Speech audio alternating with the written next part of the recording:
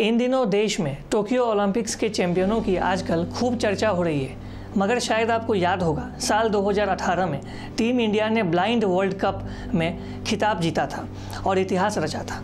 ये जीत बेहद खास थी। टीम इंडिया ने फाइनल में पाकिस्तान को हराया था।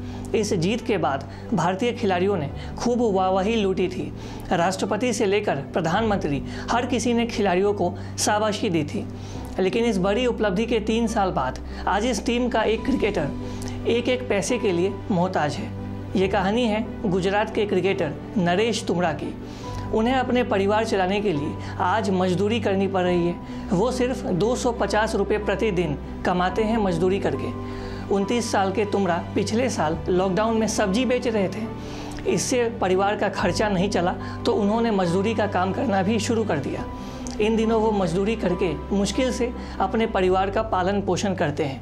उन्होंने कहा, मेरे माता पिता बूढ़े हैं, मेरे पिता नौकरी के लिए जाने में असमर्थ हैं। मैं अपने परिवार का एकमात्र कमाने वाला हूँ। पिछले साल जबलपुर मार्केट में सब्जियाँ बेचता था, लेकिन उससे ज़्यादा कमाई नहीं हुई तो अब मैंने मजदूरी शुरू कर दी है। नरेश तुमरा बेहद प्रतिभाशाली क्रिकेटर रहे हैं। सिर्फ 5 साल की उम्र में उन्होंने क्रिकेट खेलना शुरू किया था। मुश्किलों की परवाह किए बिना उन्होंने 12वीं तक की पढ़ाई की थी। 5 साल की उम्र में उनकी आंखों की रोशनी चली गई थी। साल 2014 में उनका सिलेक्शन गुजरात की टीम में हुआ। इसके बाद उन्हें भारतीय टीम में खेलने का मौका मिला। वर्ल्ड कप के फाइनल में भारत ने पाकिस्तान को 308 रनों के बड़े लक्ष्य को 8 विकेट खोकर ही पूरा कर लिया था और इसी के साथ ब्लाइंड वर्ल्ड कप में भारत ने इतिहास रचा था।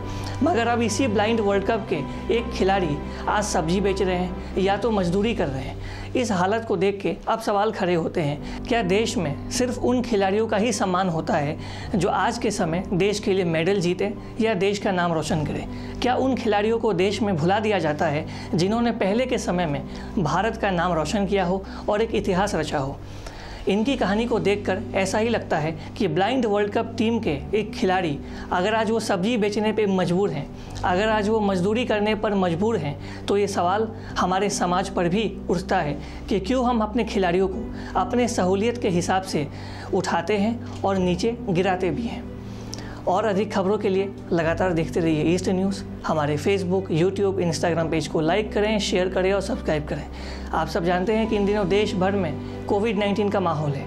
लगातार देश में नए कोविड-19 के मामले भी आ रहे हैं। तो ऐसे में आवश्यकता है कि आप मास्क पहनें, सैनिटाइज़र का इस्तेमाल करें, सोशल डिस्टेंसिंग का पालन करें। घर से बाहर तब जाएं जब कोई बेहद आवश्यक काम हो। और अभी तक अगर आपने वैक्सीन की डोज़ नहीं ली है तो वैक्सीन की डोज़ लें।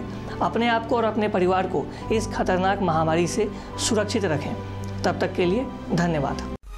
Thanks for watching. Please subscribe and hit the bell icon.